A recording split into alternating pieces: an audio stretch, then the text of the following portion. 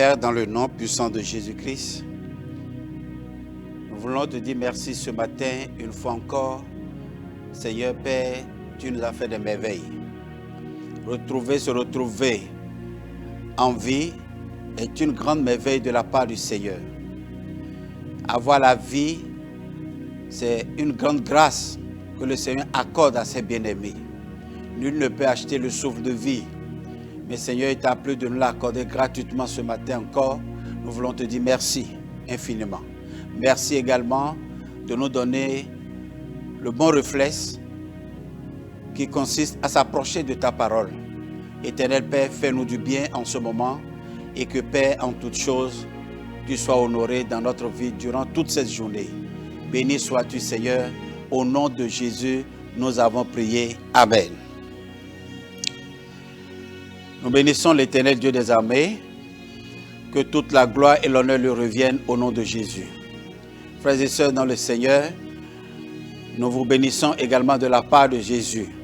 Vous qui êtes véritablement fidèles à ce programme de la méditation quotidienne sur Évangile TV, nous sommes très heureux de vous avoir avec nous. Et ce matin, nous allons avancer dans notre méditation sur le texte de base de ce mois, Jean chapitre 5, le verset 1 au verset 15. Et il est question dans ce texte de la guérison du paralytique qui avait passé 38 ans au bord de la piscine de Bethesda. Et à qui Jésus a dit, veux-tu être guéri? Il lui a répondu, je n'ai personne pour me mettre dans l'eau quand l'ange descend pour l'agiter. Et avant que je ne jette, d'autres personnes s'y jettent et puis je suis là. Vous connaissez bien cette histoire. On a tiré la conséquence du péché qui peut détruire la vie de quelqu'un. On a déduit de cela également le traitement intelligent du péché, comment Jésus a traité son mal caché dans son cœur. Et ce matin, nous voulons partager avec vous comment collaborer avec des anges. L'ange qui descendait au verset 4 de Jean chapitre 5, la Bible dit un ange descendait de temps en temps pour agiter l'eau. Et celui qui descend le premier est guéri. C'est ce que le verset 4 nous dit. Et vous savez, l'ange qui descendait dans l'eau, il ne descend pas sur un rituel préalablement fait. Il n'y a pas de sacrifice que quelqu'un, soi-disant un sacrificateur ou un souverain sacrificateur ou un prophète fait avant que l'ange là ne descende. L'ange là ne descend pas parce que quelqu'un l'a imploré, parce que quelqu'un l'a invité. Frères et sœurs dans le Seigneur, la collaboration actuelle que nous faisons avec les anges est risquée. Prenons garde. Prenons garde. Nous voulons vraiment attirer notre attention sur un certain nombre de faits aujourd'hui qui est courant avec les anges. Nous sommes en train de mettre les anges à la place de notre Seigneur Sauveur Jésus-Christ. On implore plus les anges alors qu'il nous est dit que tout ce que vous demanderez au nom de Jésus et non au nom d'un ange quelconque. Aujourd'hui, les gens apprennent à connaître le nom de tous les anges. Et il y a des anges également qui ne sont pas cités dans la Bible, mais que les gens vont faire des recherches pour connaître. Et quand on te donne le nom de cet ange-là, toi-même tu es ébahi. Tu te méconnais. On se dit, mais écoute, moi je ne t'étudie plus la Bible. Frère, ne poursuivez pas la doctrine des anges. L'angéologie n'est pas une doctrine recommandée par le Seigneur. Nous n'avons aucun lien à tisser, à améliorer avec les anges. Mais on a tout à gagner en étudiant, en méditant sur Jésus-Christ, le Seigneur, le Sauveur personnel. La collaboration, notre collaboration aujourd'hui avec les anges est anti-biblique.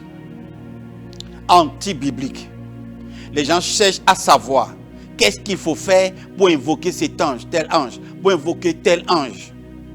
Un jour, je me coiffais et puis mon coiffeur me disait, c'est parce que je n'ai pas établi une bonne relation avec mon ange des coiffeurs. C'est ça qui fait que ces derniers temps, j'ai des problèmes. Je dis quoi? Il y a aussi un ange exceptionnel qui gère le métier des coiffeurs. Voilà par exemple les conséquences de notre collaboration avec les anges. Annonçons Jésus et non les anges. Étudions Jésus et non les anges. La Bible va nous dire dans Hébreux chapitre 1, Hébreux chapitre 1, le verset 14.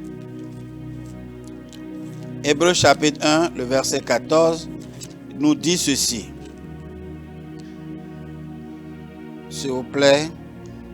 Les anges ne sont-ils pas tous des esprits au service de Dieu, envoyés pour apporter de l'aide à ceux qui vont hériter le salut?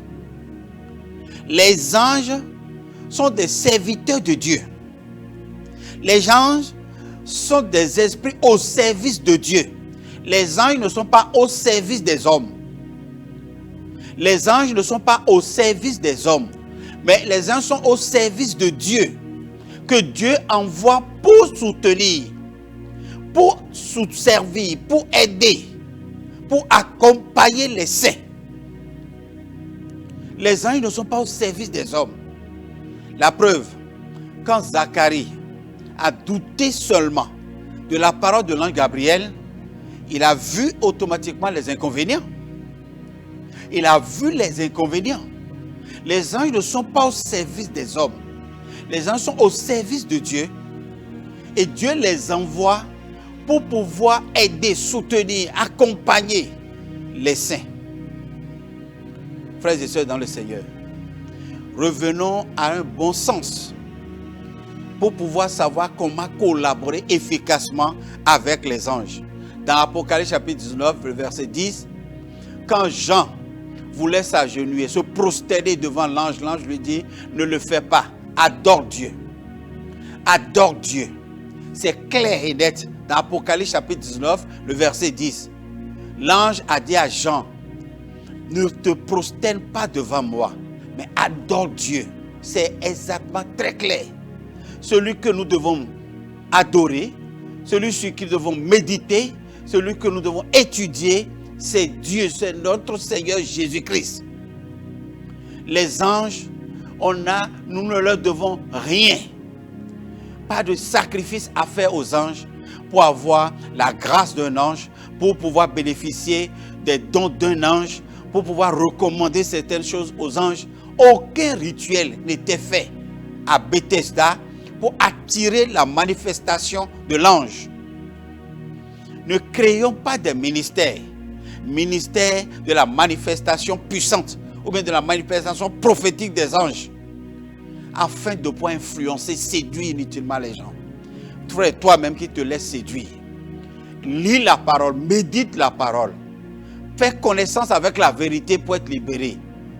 Ne te laisse pas comme une feuille morte emportée par tout vent. Sois aussi toi-même bâti, solide, très fort en Jésus-Christ. Que la parole de Dieu t'établit en Jésus-Christ pour que tu ne sois plus manipulé par tout vent. Je veux te dire, avant de finir, que c'est Dieu qui ordonnait l'ange qui descendait du ciel. L'ange qui venait guérir, agiter l'eau pour que les gens soient guéris, c'est Dieu qui l'ordonnait. Si tu as de bonnes relations avec le Seigneur, si tu soignes ta relation avec le Seigneur, si tu respectes et que tu es obéissant au Seigneur, toute difficulté auquel tu vas te retrouver confronté, Dieu ordonnera à ses anges. David n'a-t-il pas dit ça?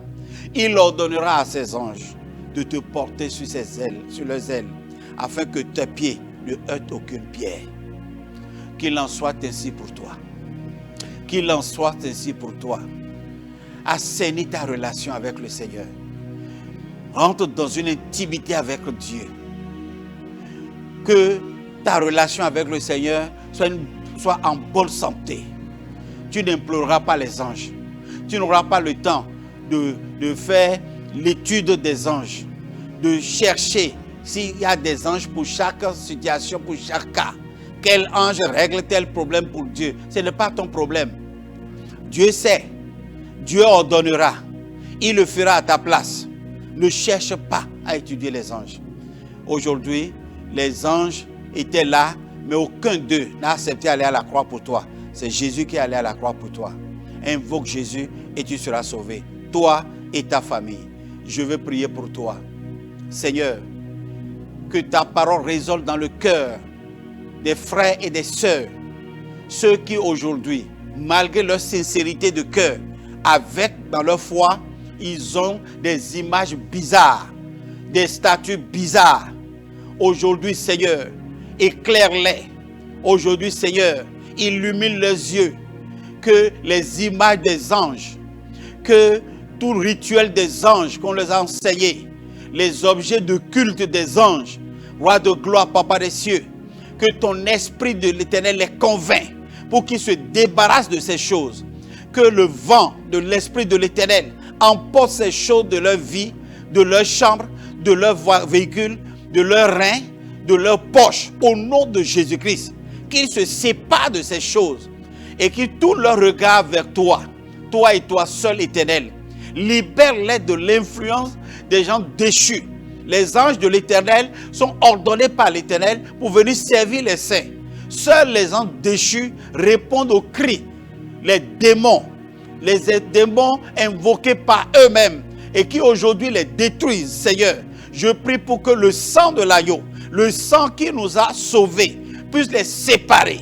Je crie pour le divorce avec ces anges qu'ils ont attirés sur eux-mêmes et qui aujourd'hui se retournent contre eux.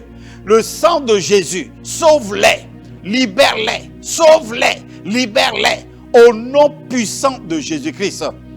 Éternel Dieu, je veux te bénir de tout mon cœur pour la vie de tel frère qui est en train d'obéir, en train de ramasser, en train d'enlever de sa chambre, de son salon, de son lieu de culte, en train d'enlever de sa voiture, de son sac, de sa poche, de son rein, de son cou, tout ce qui on les a vendu, sous prétexte que c'est pour qu'un ange puisse le suivre, le protéger contre les dangers, le protéger contre les accidents, le protéger contre les pertes des objets précieux.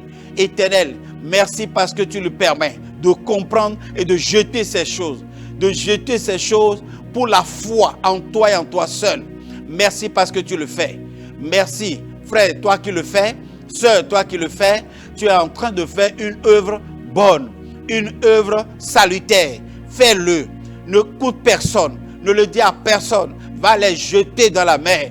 Le démon va quitter. Ce n'est pas un ange, c'est un ange déchu qui répond quand tu l'invoques, quand tu fais le rituel. C'est un ange déchu qui répond là.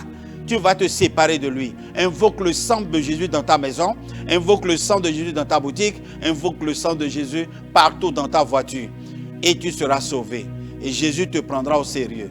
Lui-même ordonnera aux anges à son service de venir te soutenir, de venir combattre pour toi. Et tu auras la victoire totale. Au nom puissant de Jésus, j'ai prié. Amen.